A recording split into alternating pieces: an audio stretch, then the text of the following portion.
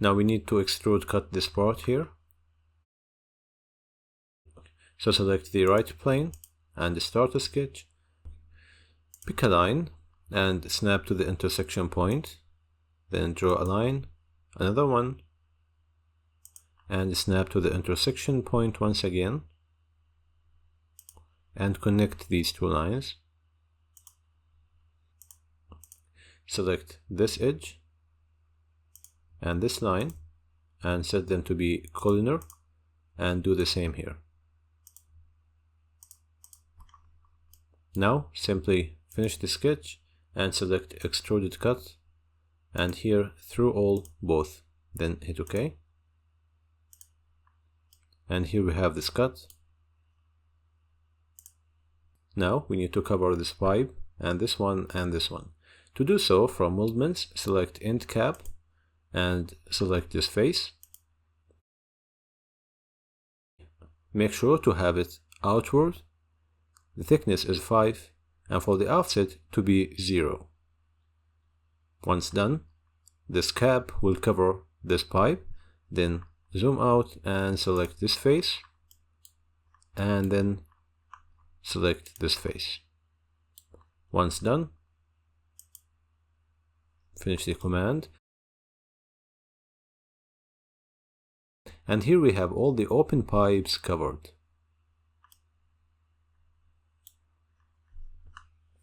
The reason why I didn't use end cap with these pipes is that I want to use up to surface, which means whenever I modify this plate, I want this plate to be modified, I want this cap to be modified and to touch it all the time. And as you can see, in end cap, we don't have that end condition. That's why we used extruded boss. Then we need to create the base plate for this column. So select this face and start a sketch. Then select center rectangle and snap to the origin and draw a rectangle. We need these to be equal, and we need this to be 450 millimeters. And now after that I will need to place some holes. That's why I will sketch some reference points so I can create those holes easily. So select point, and here set a distance of 50. And then sketch another one here, and here, and here. I want these to be horizontal, and these to be vertical, and finally these to be horizontal. Once everything is fully defined, finish the sketch and extrude this to 15 millimeters.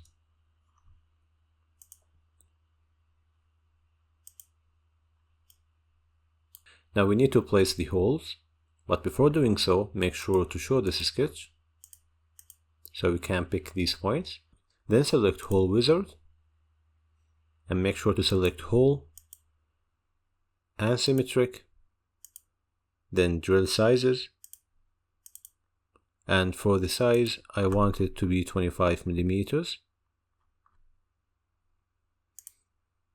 For the end condition, we can leave it to through all and go to Positions, 3D Sketch, and simply snap to the points we created. We still need to flip the direction now. So before exiting the command, go back to Type, and for the end condition, just reverse the direction, then hit OK. Then we need to create some gussets.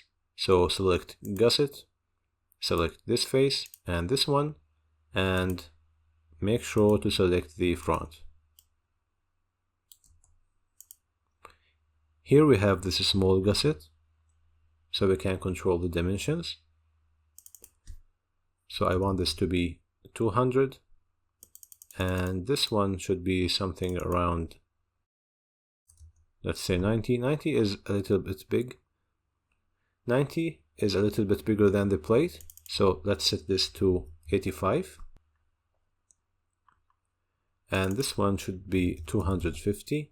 And finally, we should have a chamfer here because we need to weld this pipe to this plate, and the weld bead will be in this area. So select this option, chamfer,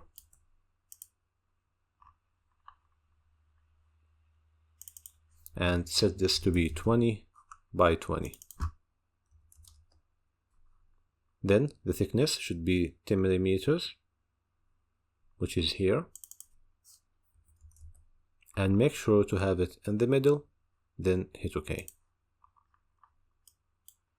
Then go to Features, Circular Pattern.